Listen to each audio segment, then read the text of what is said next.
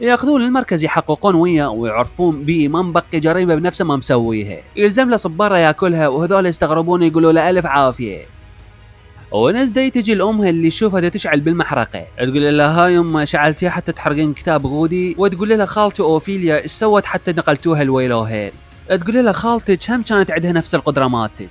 مره من المرات لما كانت زعطوطه لقيناها تعيط وعلى خدودها دموع سوداء، وامي هيستر رادت ننقلها الويلوهيل. ايش قد توسلت بامي، قلت لها راح ينعلن والدي هناك، ترى راح تتدمر بعد اكثر هناك. ايش قد قلت لها لامي انه مشكلتها بقدرتها مو بعقلها، بس هي ما كانت مهتمه لكلامي. بيبيتش دائما تدفن الامور بدل ما تصلحها. تجيها تقول لها ايه يا بنت النعال هاي علي ما كنتي تحجين، وتنطي الونسداي صك المقبره اللي اشترتها الها، وتكون تشكرها امها هيستر من وراء تصرفاتها الغبيه. وتقول الونسداي اللي كان يوقع على شهادات الوفاه شخص اسمه اغسطس، وونسداي تبقى مصدومه.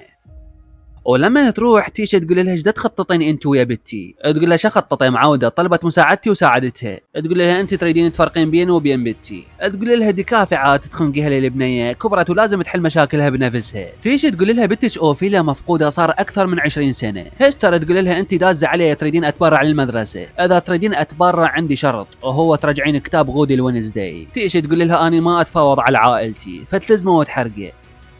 يدخلون فيستر الويلو هيل، وفيربون تستغرب لما نشوف عنده مدري كم هويه وكل وحده تختلف عن الاخ. تقول له ما شاء الله هاي كم هويه عندك انت، ايش هالصور الحلوه اللي حاطها، ويحكي لها قصه من راسه على اساس قصته ويسوي نفسه مريض نفسي، وكل هالشي حتى ينفذ المهمه اللي جاي على مودها.